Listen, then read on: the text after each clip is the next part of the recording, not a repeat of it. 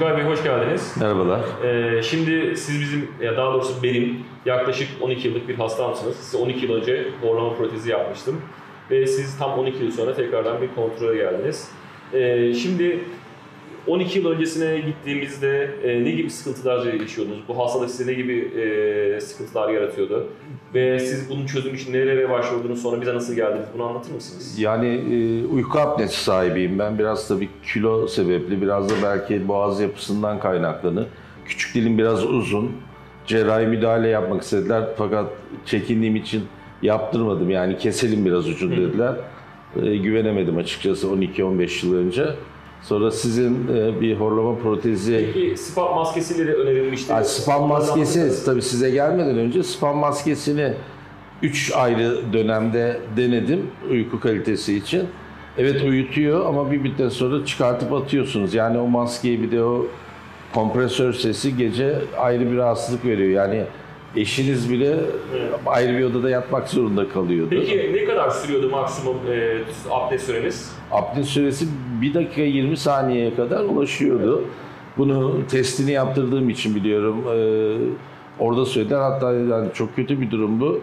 Büyük hastalıklara, kalp durmasına sebep olur. Tabii ki gündüz uyuyamadığımız için ve apne sebepli rahat uyuyamadım, oksijen rahat alamadığım için de hem baş ağrısı sabahları kalktığımda hem de gün içinde sersemlik, öğlen uyuklama gibi şeyler oluyordu. Peki abi, siz yaklaşık 12 yıldan beri kullanıyorsunuz. Neler değişti bu süre zarfında? Gözleriniz nelerdir?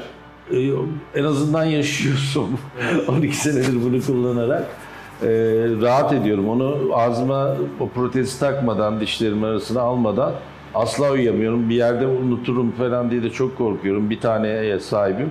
12 yıldır çok sağlam bir şekilde kullanıyorum ve olmadan asla uyumuyorum. Evet, birazcık bağımlılık onu taktığım zaman horlamamın durduğunu, rahat uyuduğumu söylüyorlar. Evet.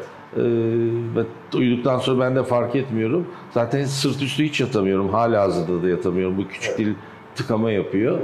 Evet. Ama horlama maskesiyle hayatım tekrardan keyiflendi. Yani 12 yıldır aralıksız kullanıyorum. Evet. Ve hem kontrola geldim hem belki yeni teknolojinizle biraz daha Şu an yeni bir materyalle yapacağız. Güzelleştirebiliriz, Evet. kalite olur. Bir de güvende hissetmek istiyorum kendimi. O yüzden tekrar size geldim. Çok mutluyum, teşekkür ederim. Sağ olun, çok teşekkür ediyorum bunun için. O zaman bir sonraki kontrolde görüşmek üzere diyoruz. Sağ olun. Sağ olun. Elinize sağlık. Sağ olun.